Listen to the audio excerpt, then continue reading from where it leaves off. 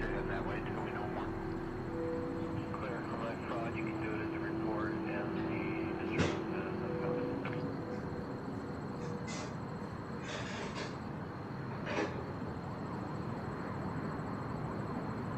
Did somebody break and start on a entry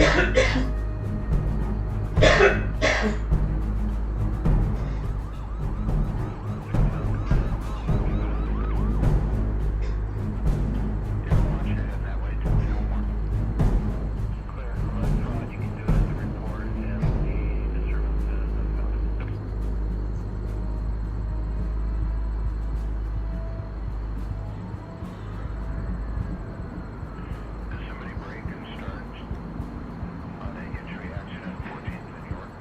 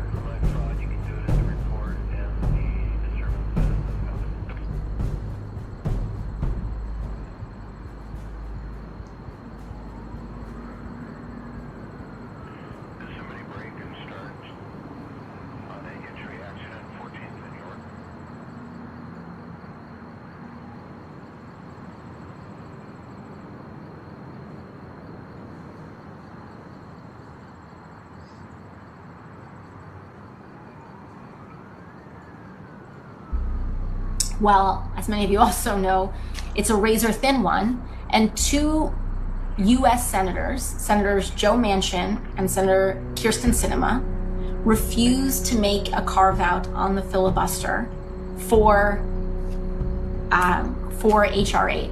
And what they have effectively done in refusing to act on the filibuster is to essentially guarantee that no legislation, with the exception of certain budgetary legislation and a very narrow set of procedural exemptions, but basically all major legislation no longer requires 50 votes or a majority for passage. It requires 60 votes. To continuing coverage of the voting rights fight now, and Senator Kyrsten Sinema is facing criticism for her vote against changing the filibuster.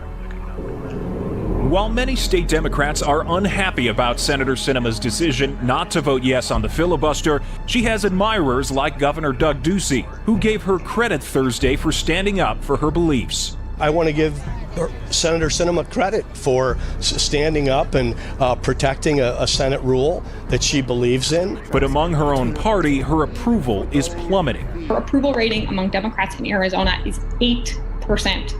So the level of frustration, it's there among voters, it's there among the organizers and volunteers who worked so many hours to get her into that position. It's there among donors, it's there among so many different groups. Many Democratic organizations, including Emily's List, a campaign group focused on electing female Democrats, warned they would withhold further campaign contributions to Sinema if she voted to keep current filibuster rules. According to OpenSecrets.org, Emily's List is the biggest single contributor to Senator Sinema's.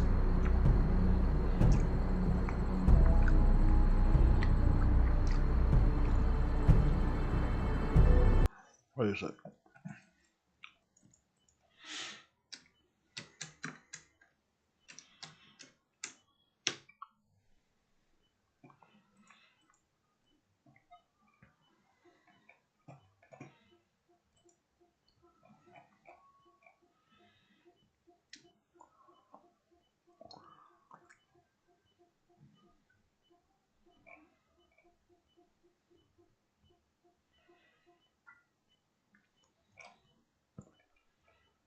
BEI at its finest.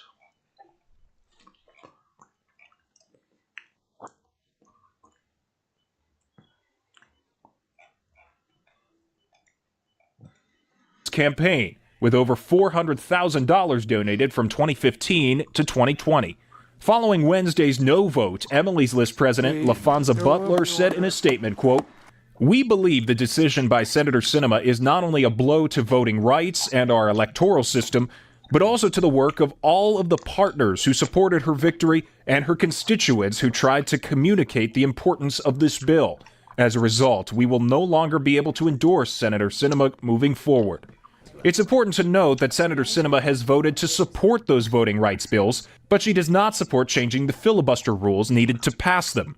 In a statement following Wednesday's vote, Sinema said, "I also maintain my long-standing opposition to separate actions that would deepen our divisions and risk repeated radical reversals in federal policy, cementing uncertainty and further eroding confidence in our government." Yeah, so you see that, you heard that, okay? Kyrsten Sinema received a whole lot of backlash for supporting the Jim Crow filibuster because she was warning that, hey, if we get rid of the filibuster, you're not going to like what that leads to in the future, okay? Because in the future, you're probably going to want it when you lose, right? That's essentially where her argument was, okay? And Democrats like AOC, they were super upset about this, right? Super upset about this. And basically, AOC called for Kyrsten Sinema to the primary. Do you agree with Bernie Sanders that now may be the time for Senator Kyrsten Sinema, who blocked voting rights from passing last week, to face a primary challenge in Arizona come 2024? Well, Mehdi, as you mentioned, that race is in 2024, and that means Kyrsten Sinema is about 4 years into her 6-year term. I don't believe she's really given a compelling case as to why she should be renominated as the Democratic nominee for United States Senate in Arizona. She has proven herself an obstacle to the right to vote in the United States. She is not an ally on civil rights. It is becoming a precipice and rather contributing to the threat that we have in stabilizing our democracy. She is not standing up to corporate interest. In fact, she is a profound ally to them. And I believe that, she is not doing what voters in Arizona sent her to do. So if a Ruben Gallego challenged her in a primary or someone else, you would potentially consider supporting a primary challenger? I mean, if it came down to someone like Ruben Gallego and Kyrsten Sinema, I think that would be the easiest decision I would ever have to make.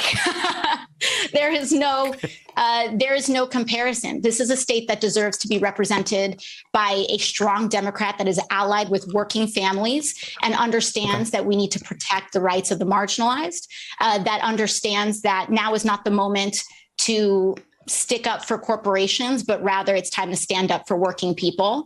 And we need someone that has more allegiance to the actual people of this country than special interests. right? Basically, she was like, yeah, I'll support her opponent. And that's exactly what AOC ended up doing. But now it seems as if Kyrsten Sinema was right. And AOC agrees that Kyrsten Sinema was right because AOC is the same individual who called to abolish the filibuster. Now, years later, she is one of the main supporters of using the filibuster to shut down the government because she doesn't like President Trump's agenda. And she went on CNN and boo-hoo, whined and cried about Chuck Schumer voting to overcome the filibuster in order to allow a simple majority vote in order to keep the government open. Take a look. Obviously, a lot of this depends on the Senate Democrats holding together. I know where you stand on the filibuster. So I'm curious what you thought of Senator Simena's op-ed where she made this defense of keeping the filibuster. And she wrote, would it be good for our country if we did this, basically using the getting rid of the filibuster, only to see that legislation rescinded a few years from now and replaced by a nationwide voter ID law or restrictions on voting by mail in federal elections over the objections of the minority? Look, the argument she's making is, let's say you get rid of the filibuster, you get all of this progressive change that you would like to see, and then all of a sudden the roles are reversed and everything gets rolled back. Is that a good enough defense to you for the filibuster? No. I mean, it's essentially an argument of saying, well, why do anything at all in case something in the future may change it? Political systems all across the country, all across the world, pass legislation with majorities and they're fine. And frankly, here's the thing, is that Democratic legislation, once enacted, is popular. Republicans have tried to gut Social Security. They've tried to reverse the ACA. They've tried to claw back on legislation that has passed by simple majorities in the Senate, and they haven't been able to because Democratic policies are popular. And once they are enacted, they are very politically difficult to undo. And so, I do not believe in the defeatism of saying we will lose in the future and this will automatically mean that anything we do now is going to be reversed, so we might as well not do anything now. A few years later, leader, your senator, said at this meeting that he is going to vote for cloture. He is going to vote to allow there to be a simple majority vote. You think that's wrong? I believe that's a tremendous mistake. Yeah, and I haven't even mentioned the hypocrisy of the Democrats basically arguing that shutdowns are so terrible, right, that they're the end of the world, and now they're actively advocating for a shutdown, something that they claim is going to hurt so many people because they want to stop Trump, right? Kyrsten Sinema basically has called out AOC. Okay, she is G-checking AOC on X as she quote tweeted one of AOC tweets where she said, quote, we could protect Roe tomorrow, but Sinema refuses to act on the filibuster. Until that changes, she can take a seat talking about women's access to health care. Hold everyone contributing to this disaster accountable, GOP and Dem obstructionists included. She should be primary. Yeah, so again, when Kyrsten Sinema was obstructing Biden's radical agenda, she was an obstructionist, okay? She was somebody that should be primary. She should be removed, okay? Because, hey, you got to get rid of the filibuster, right? Now, okay, that AOC is in the minority. Now, all of a sudden, she wants to be the obstructionist that she claims should be primary, right? And Kyrsten Sinema is saying change of heart on the filibuster, I see. So she's basically calling out AOC on her hypocrisy. And AOC, who was triggered by this, says still no. In fact, the same Dems who argue to keep the filibuster for when we need it do not, in fact, use it when we need it. It's only used to block Dem policies, never to block harmful GOP ones. Could have proved us wrong. Instead, they prove the point. Again, what AOC is saying here is just factually incorrect because Democrats not only spammed the filibuster during President Trump's first term, but during this term, they have spammed the filibuster to try to block the Laken-Riley Act, even though that failed. But they did successfully use the filibuster to block the Save Women's Sports and Protect Girls, right, Act, the act that is designed to stop biological boys from competing against girls in sports. Yeah, the Democrats filibustered that in the Senate. Okay, so again, what AOC is saying here is, again, it's just factually incorrect. We all know that AOC is pro biological boys competing against biological girls in sports, and the Senate Democrats used the filibuster to block the GOP from doing something that AOC didn't want, right? So again, she's just like a hypocrite, right? Just a giant hypocrite. She gets called out on it, and she doesn't want to admit that she is a hypocrite. Kyrsten Sinema goes even harder. She says literally 0 Senate Democrats support the filibuster. 38 voted to filibuster the continuing resolution yesterday. 8 who previously voted to eliminate the filibuster did not filibuster. 1 who previously campaigned against the filibuster did not filibuster. So then she turns it up another level on AOC by dropping a spreadsheet, right? A spreadsheet of the Democrats, all of them, who voted to either abolish the filibuster or campaign to abolish the filibuster, and then turn around and filibuster the continuing resolution. Yeah, all of these Democrats are hypocrites, right? Everybody on this spreadsheet is a giant hypocrite when it comes to the filibuster, right? When they're in power, okay, they don't like the filibuster, okay? But when they are not in power, all of a sudden they love the filibuster, okay? And they'll use it to shut down the government, right? This is the hypocrisy of the Democrats being exposed by a former Democrat who they ran out of the party because she supported the filibuster.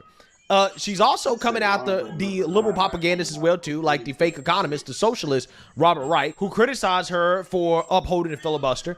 He said in 2022, today, Senator Kyrsten Sinema expressed her admiration for both Mitch McConnell and the Senate filibuster, adding that she's not only against abolishing the 60-vote threshold required to pass legislation, she's for strengthening it. Okay. And then Robert Reich comes out here. Just 3 years later, he says the real choice Democrats face is not between a continuing resolution that allows the government to function normally or a government shutdown. Under the Trump regime, the government is not functioning normally. It is already shutting down. Why vote to legitimize Trump's coup? Right? So Kyrsten Sinema says, glad to see you've joined the filibuster admiration club.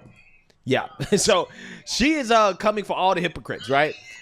She also called out Ro Khanna, who tweeted out his support for the filibuster. He said, when the Senate minority leader sells you out, the only option is to take back the party and country with grassroots activists in blue and red districts to stand up for the Constitution and our democracy. But this is the same guy who literally campaigned on overruling the parliamentarian, okay, and ending the filibuster, right, to have a $15 hour minimum wage. This is what Ro Khanna campaigned on, right? Quote, stand up for the Constitution and our democracy, right? He's using the filibuster to do that, something that he said was a relic of Jim Crow. Again, amazing, absolutely amazing stuff. She's also calling out Jamila Jayapal, who said, it's the filibuster or an assault weapons ban. It's the filibuster or codified abortion access. It's the filibuster or raising the minimum wage. It's the filibuster or protecting voting rights. The choice is clear. Abolish the Jim Crow filibuster. And then Pramila Jayapal, of course, comes out in support of the filibuster. Senate Democrats, don't betray working families. Don't give Trump and Elon Musk a blank check. Don't be complicit in the slashing of government programs. Vote no on cloture and no on final passage of Republicans' bad bill. Again, these are the same people who campaigned on eliminating the filibuster. Now all of a sudden they love the filibuster, right? Okay? Kyrsten Sinema says, just surprised to see support for the Jim Crow filibuster here.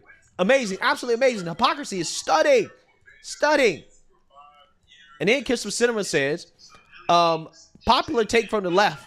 If you had eliminated the filibuster and voted for everything that the left wanted, the threat of the filibuster being used by ours would have never happened because Democrats would win every election and have a permanent majority. What a breathtakingly undemocratic take.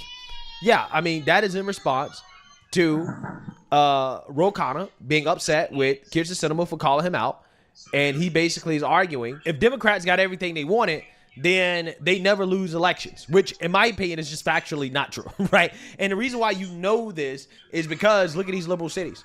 These liberal cities are basically the extremist progressives running them into the ground, right? there are cities of chaos and destruction, and they're losing left and right, okay, in regards to progressives being voted out. But then again, if Democrats are able to implement the full scope of their agenda, we probably wouldn't have any fair elections, okay, because with their, Voting Rights Act and all the other stuff they want to pass, they want to make D.C. a state and stuff like that. Yeah, I mean, Democrats would rig it to make sure that they never lose. So who knows? Maybe they are right about that, but not for the reasons that they think. Regardless, the point is this: Democrats are massive hypocrites. These are the same people who campaigned on abolishing the filibuster. They voted to abolish the filibuster, and now all of a sudden they love the filibuster. In fact, you are a traitor if you voted to end the filibuster, okay, to allow a simple majority vote, okay? Even though, again, these same people were very upset, right? They were very upset at any Democrat that wanted to preserve the filibuster back when they were the majority, okay? And these are also the same people that told us how terrible shutdowns are, but at the same time, they were hell-bent on causing the government to shut down, right? So, the hypocrisy is just so stunning that even Kyrsten Sinema had to call out the Democrats who basically ran her out of the party over the fact that ultimately she was right, okay? That Democrats would be the main people defending the filibuster when they are in the minority, okay? They would be spamming the filibuster, which they're doing now in order to stop an agenda that they disagree with. But, Democrats are just so short-sighted and they're too stupid to see that, hey, their radicalism could backfire on them, right? And now, again, these people are just showing that they don't really have any real principles, right? They don't really believe in anything except being against Trump. And when you're Trump deranged, you're not yourself, right? When you are Trump deranged. That seems to be kind of the motto of the Democrat Party in Trump's second administration. But let me know what you guys think. Make sure you like, comment, and subscribe. Most importantly, share a Black conservative perspective. Peace.